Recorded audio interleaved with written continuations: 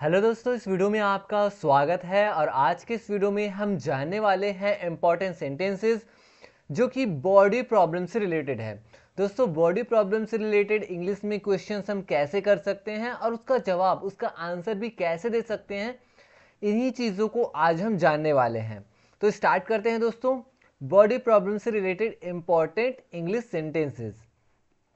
Sentences देखते हैं और आंसर भी देखेंगे। क्वेश्चन है, आपको कब से तकलीफ हो रही है? जैसे हम डॉक्टर के पास जाते हैं तो डॉक्टर हमसे पूछते हैं कि आपको कब से तकलीफ हो रही है या आपको प्रॉब्लम कब से हो रही है, तब आप क्या बोलोगे? इसी को इंग्लिश में since when are you having this problem. Since when are you having this problem. Since when मतलब कब से, ठीक है।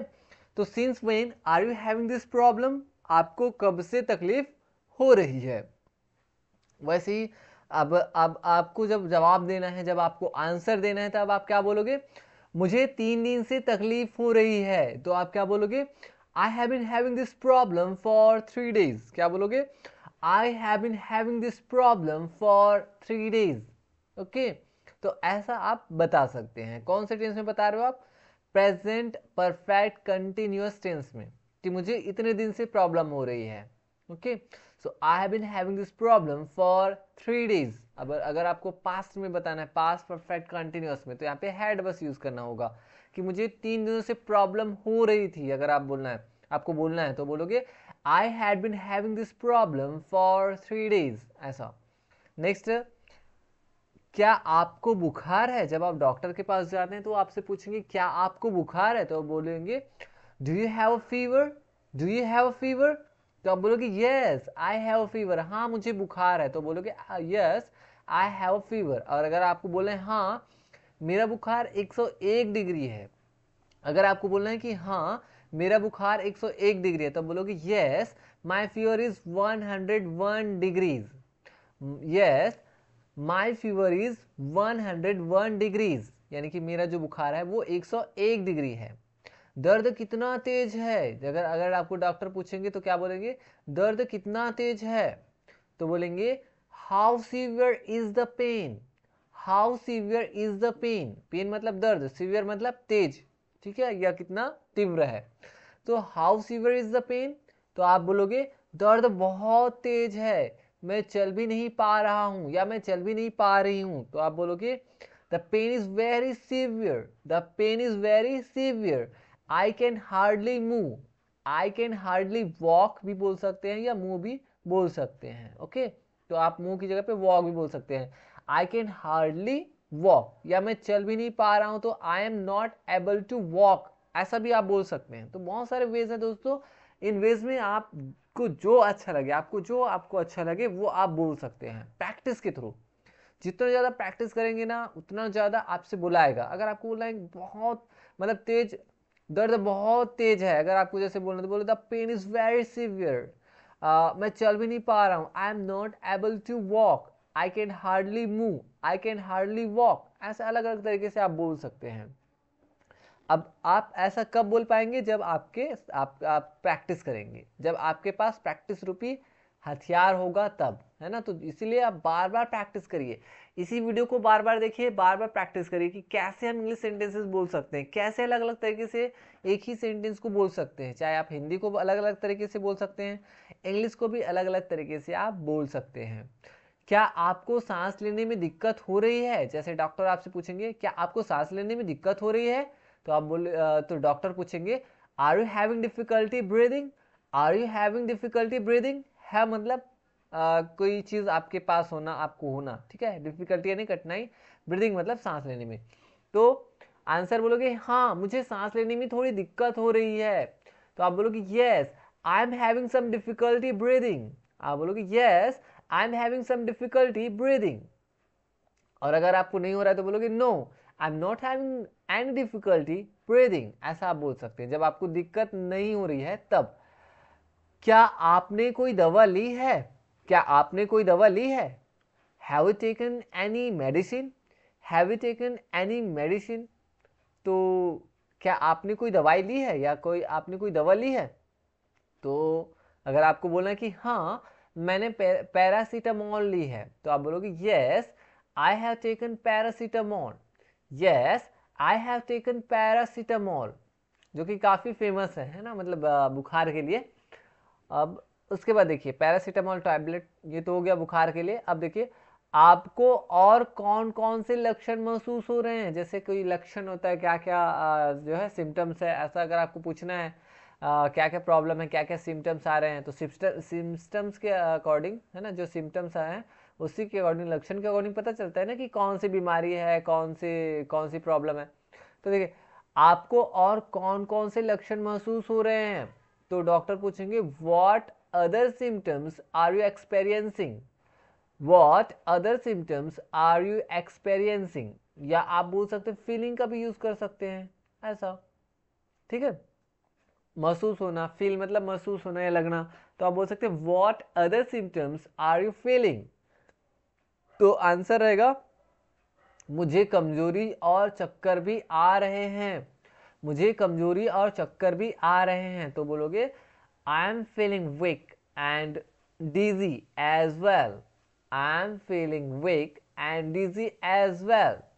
तो आप बोल सकते वीकनेस भी बोल सकते हैं, I am feeling weakness and dizzy as well. Dizzy का मतलब होता है चक्कर आना।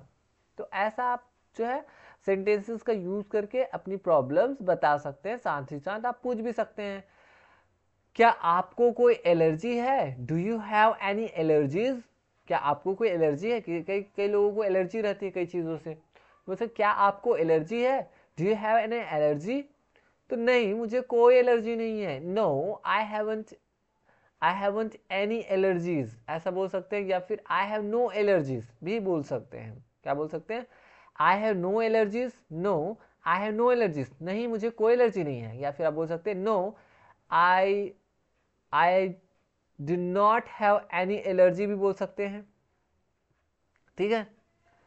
या आई हैवंट एनी एलर्जीज भी बोल सकते हैं। तो ऐसे अलग अलग तरीके से बोल सकते हैं। I have no allergies, I haven't allergies, I don't have any allergies, या आई डोंट हैव एलर्जीज ऐसा। क्या आपकी तबीयत रात को और बिगड़ती है, क्या आपकी तबीयत रात को और बिगड़ती है, तो बोलोगे does your condition worsen at night, does your condition, does your health भी बोल सकते हैं, यहाँ पे हेल्थ का भी यूज कर सकते हैं, ओके सेहत के लिए।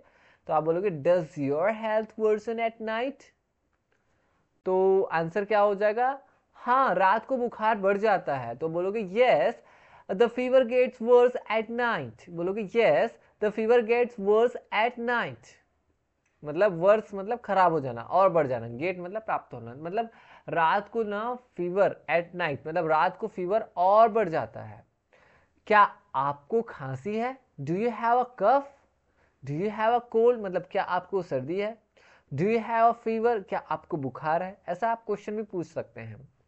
डू यू हैव अ कफ क्या आपको खांसी है, हाँ मुझे खांसी कई दिनों से है, तो बोलोगे yes I have had a cough for many days, yes I have had a cough for many days. यहाँ पे हैव हेल्पिंग वर्ब की तरह यूज हुई है, और ये हैड ना ये मेन वर्ब की तरह यूज हुई है, ठीक है ना, इसको याद रखना है। ये हैव प्रेजेंट परफेक्ट टेंस में हेल्पिंग वर्ब, और ये वाला मेन वर्ब की तरह प्रेजेंट परफेक्ट टेंस में, तो इसको याद रखनी है।